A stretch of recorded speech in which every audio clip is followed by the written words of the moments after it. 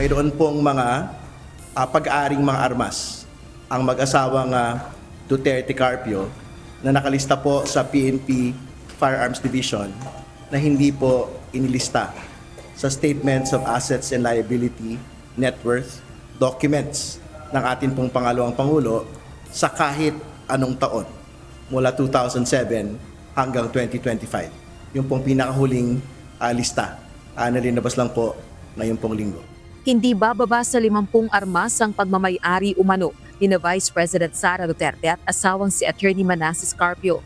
Sinasabing milyong-milyong piso ang halaga umano ng mga rifle, shotgun, revolver at pistol na ito. Gayunman, hindi umano nakadeklara ang mga baril na ito sa Statements of Assets, Liabilities and Net Worth o SALNs ni VP Duterte ayon kay House Prosecution Panel Member at Bicol Cerro Party List Representative Terry Ridon.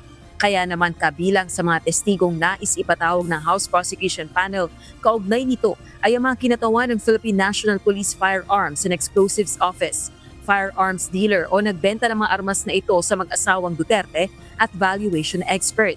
Pinakabagong ebidensya at testigo ito ng House Prosecution Team na kabilang sa isinumiting pre-trial brief sa Senate Impeachment Court. I think pagpapalakas po ito doon sa punto ng unexplained wealth at SALN violations. Kinumpirma naman ng isa pang House Prosecution Panel member na nasa 57 ang bilang ng kanilang mga testigo laban kay VP Duterte. Pinakamarami sa mga ito ay para sa articles na hindi umano maipaliwanag na yaman at maling paggamit ng confidential funds. Gayunman, hindi nangangahulugang ipepresenta ang lahat ng mga testigong ito sa paglilitis. Hindi naman ibig sabihin na porke nakalagay ka dyan o ipepresenta ka na. So mas maganda na yung sobra yung ilalagay mo kesa sa kulang. Samantala, tinawag namang nakakatawa ni Representative Ridon ang panawagan ng defense team na alisin ang ilan sa mga ebidensya ng House Prosecution laban sa respondent na si VP Duterte.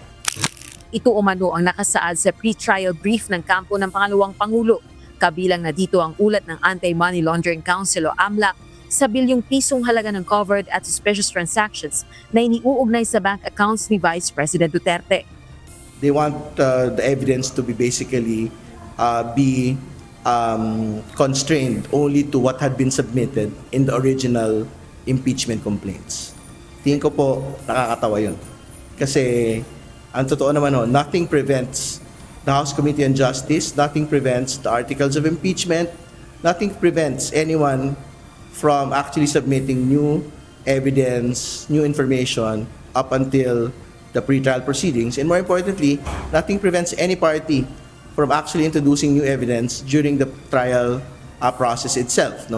Basta pumayag po yung Senate Impeachment Court. Naniniwala naman ito na pilitan na umanong magpresenta ng mga testigo at ebidensya ang kampo ni VP Duterte sa kanilang pre-trial brief. Rosa Licoz, UNTV News and Rescue. Diyos ang aming sandigan, serbisyo publiko ang aming pinahahalagahan.